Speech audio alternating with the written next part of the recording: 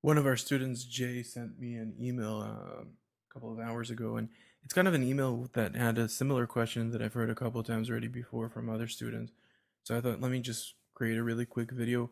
Hopefully, I'll also answer your question, Jay, and any other students' question in the future about this current one.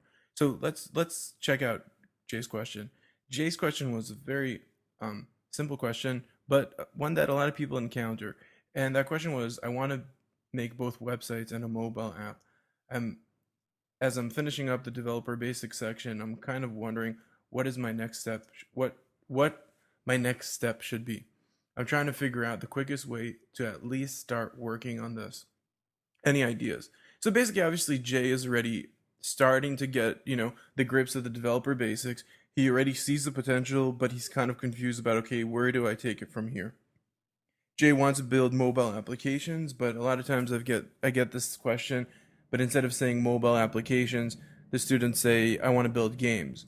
I want to build anything else that's not really our main focus right now on the website. You never know that, this is very, this video has been made on June 11th, 2012. You never know what will be in a couple of weeks or a couple of months. But really, one of the main reasons why we're not focusing on those hot, trendy stuff, which is obviously mobile, which is obviously 3D, which is obviously gaming, and we definitely want to get into those things more deeply. We've been experimenting a little bit with all of them. But the main reason is because I want to make sure that our school has all of the core foundations that you'll ever need to become a really great developer.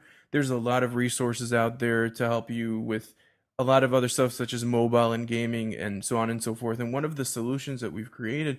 So let's talk before we move on to where you could go. Let's talk about for a second what you could do already still in our website and what is my recommended next thing you should do as you're learning. So I'm going to go into the website and I'm actually going to jump right into our course catalog. And Jay and as many other students start from the developer basics and they go through the developer basics. And by the way, definitely the last few chapters are harder, especially when you don't connect it to something physical that you're actually playing with. Don't worry about it too much. Definitely worry about it. Put it on a checklist to go back and make sure that you get it later on. I even recommend after finishing a few more hours of other titles, which mainly in the indispensable action script, to revisit some of those old parts because they correlate with each other a lot. What I did was deliberately I introduced the topics all over again in the indispensable action script, and I kind of progressively introduced them all over again as I'm talking about other topics, making it easier to jump through between back and forth between the two. So let's talk about a little bit more. You just finished the developer basics. You have a core understanding of how programming works in general, and that's true to any programming language at this state. Right now, we're majoring in ActionScript 3, but that really doesn't mean that you can't do any other language as well at this point, because you already got the foundations. Now, if you want to continue working inside of Flash, which our site is a lot, very much geared to Flash, but if let's say if you want to continue in Flash, your next step is indispensable ActionScript. Now, to answer the question of how do you do mobile? Mobile is kind of a derivative, especially if you're working with Flash to build mobile applications. It's a derivative of just knowing how to program in Flash. Now, I don't recommend jumping directly from the developer basics to start buying books on mobile development because I don't think you're going to be ready for it. I think that the mobile development books are kind of like those books that come right after this title, I would say.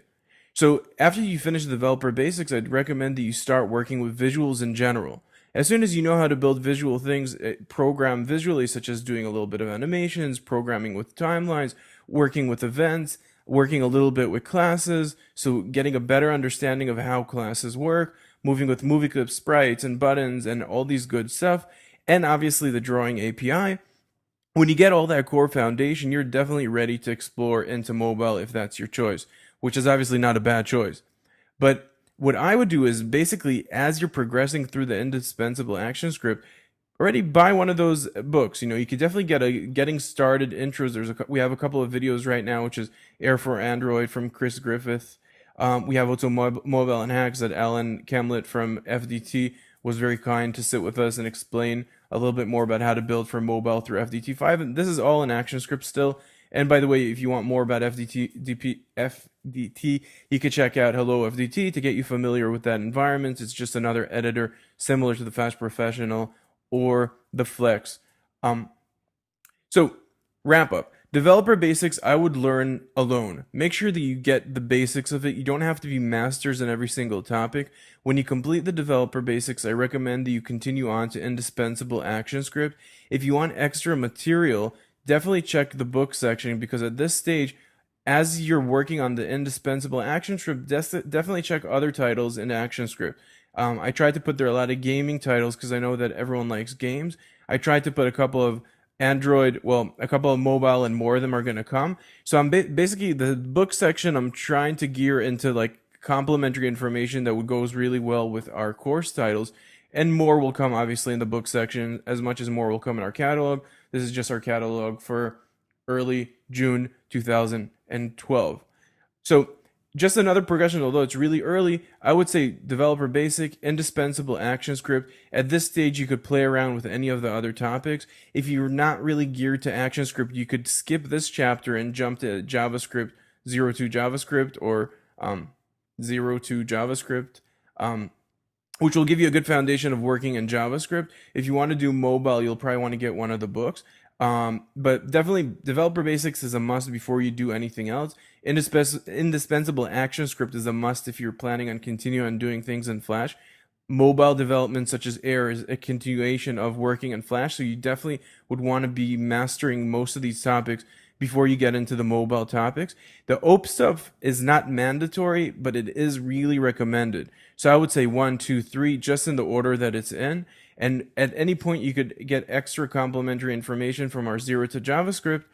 And all the titles that are down in the quickies, the favorites, the live events, and the standalone topics are titles that you could jump in and jump out whenever you want to. While the labs is more experiments that we're making that we don't really know what we're actually going to do with them, and if we're going to expand them and grow them even more. You can see we started working on a game that wasn't completed, so you can see the first 3 hours of building a game in there. That really covers that answer, and that was a really long answer.